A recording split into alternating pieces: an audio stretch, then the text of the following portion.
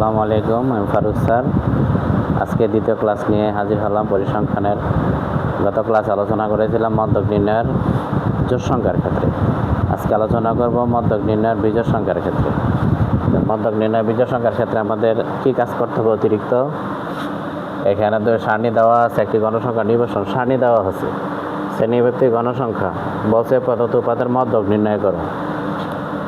গত ক্লাসের মতোই জোড় সংখ্যা বিজোড় সংখ্যার ক্ষেত্রে কাজ একই, একটু কাজে তো অতিরিক্ত করতে হবে। সেক্ষেত্রে নিচে n+1/2 এনের সাথে যোগ করতে হবে 1। আমরা কাজ শুরু করি। মধ্যক নির্ণয়ের জন্য সারণী তৈরি করি। তো দেওয়া আছে কি 50 থেকে শ্রেণীব্যাপ্তিরা আছে 54, 55 থেকে 59, 60 থেকে 64, 65 থেকে 69, 70 থেকে 74। এখানে শ্রেণীব্যাপ্তি আর গণসংখ্যা দেওয়া আছে কত 7, 13, 19, 15, 9। পূর্বের মতোই গণসংখ্যার ধারাবাহিক যোগফল মূলত ক্রমযোজিত গণসংখ্যা। ক্রমযোজিত গণসংখ্যা প্রথম সংখ্যা আছে 7, প্রথম সংখ্যার সাথে তার পরবর্তী সংখ্যা যোগ করলে হয় 13 যোগ করলে 20, 20 সাথে 19 যোগ করলে কত হয় 39, 39-এর সাথে 15 যোগ করলে কত হয় 54, 54-এর সাথে 9 যোগ করলে কত হয় 63। তো মূলত গণসংখ্যার ধারাবাহিক যোগফল পাইলাম কত 63। ঠিক মধ্যক নির্ণয়ের ক্ষেত্রে আমরা যা আলোচনা করেছি জোড় সংখ্যার ক্ষেত্রে বিজোড় সংখ্যার ক্ষেত্রে একই কাজ। অতিরিক্ত কাজটা হচ্ছে কি, প্রথমে আলোচনা জোড় সংখ্যার ক্ষেত্রে কাজ করেছিলাম n/2, আর এটার ক্ষেত্রে কাজ করতে হবে n+1। বিজোড় সংখ্যার ক্ষেত্রে একটা অতিরিক্ত কাজ করবা কি, এখানে শুধু 1 যোগ করে দিতে হবে। কাজ একই।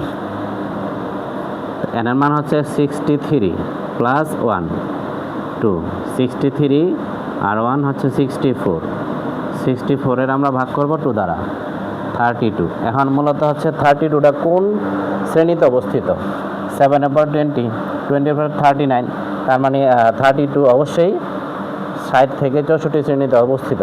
কারণ 60-এর পরে 21-এর পরে 21, 22, 23 এরকম 39 পর্যন্ত যে সংখ্যাগুলো আছে সব 60 থেকে 64 শ্রেণীতে অবস্থিত।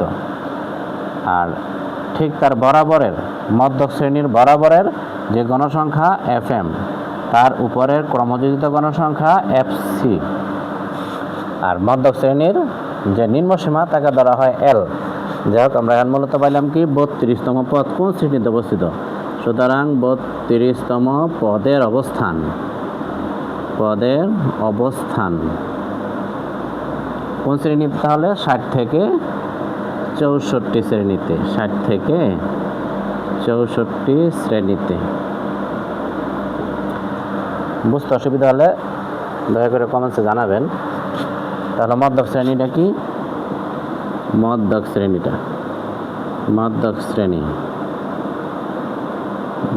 শ্রেণী পাইলাম কত 60 থেকে 64।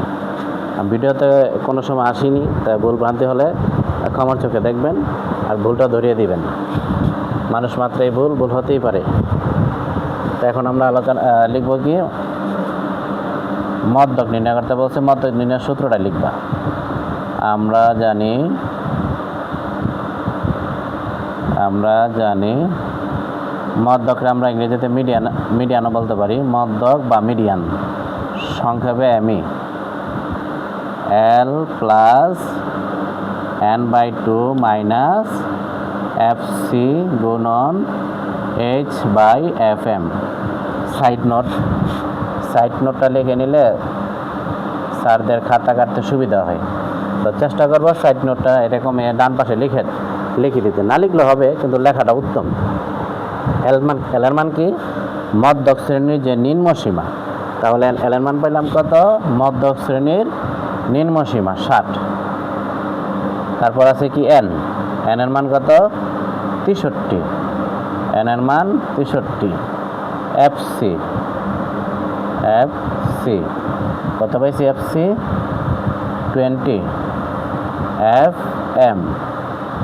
এম 19, এইচ পার্থক্য বাড়ি ব্যবধান 50 থেকে 54, 50, 51, 52, 53, 54, পার্থক্য 5। এল এর মান, এখন মানগুলা ধারাবাহিকভাবে শুধু মানগুলা বসাই দেবো, আর কোনো কাজ নেই। এখানে মান পাইছি কত 60, এন এর মান আছে কত 63, 2 এফসি আছে কত 20 গুণন এইচ বা ব্যবধান বা পার্থক্য এফএম হচ্ছে মোট সবচেয়ে বড় গণসংখ্যা, মধ্যক শ্রেণীর সবচেয়ে বড় না, সরি, মধ্যক শ্রেণীর বরাবরের যেই গণসংখ্যাটা ওইটা মূলত কি এফএম। আমি আবারও বলি, এটা অনেক সময় ভুল হয়। মধ্যক শ্রেণীর বরাবরের যে গণসংখ্যা, এটা হয়তো বড় সংখ্যা হইতে পারে, ছোট সংখ্যা হইতে পারে, সবসময় যে বড় হবে তা না। মধ্যক শ্রেণীর বরাবরের যে গণসংখ্যা এটা মূলত এফএম। তাহলে 63-টা 2 দ্বারা ভাগ করে দেখি কত পাওয়া যায়। 63/2 কত আসছে 31.5, তার মানে 31.5, 20, 5/19, 31.5 থেকে মাইনাস করবো কত 20, 11.5 বা 11.5, 5/15, 11.5-এর সাথে বা 11.5-এর সাথে গুণ করবা কত 5। সিঙ্গেল কোনো সংখ্যা থাকা মানে উপরের সাথে থাকা। 11.5 গুণন 5, 11.5 গুণন 5, 57 কত আসছে 5, 57.5, নিচে আছে 19, ভাগ করব 19 দ্বারা, 19 দ্বারা ভাগ করলে কত আসতেছে 3.026, দশমিকের পরে 2টা বা 3টা, তা সর্বোচ্চ, এর বেশি লিখতে হবে না, প্লাস 60, 63.026। প্রায় কথাটা অবশ্যই লিখতে হবে দশমিকের পরে কোনো সংখ্যা আসলে। অ্যান্সার কি আসলো তাহলে? মধ্যক 63.026। অবশ্যই প্রায় কথাটা মনে করে লিখে দিতে হবে। তাহলে শিক্ষার্থীরা যদি কোনো জায়গার সমস্যা হয় বুঝতে কমেন্টসে জানাবেন, আর যদি ভিডিওটা ভালো লাগে উৎসাহ দিবেন, পরবর্তীতে ধারাবাহিকভাবে চেষ্টা করব আসার জন্য। আল্লাহ হাফেজ।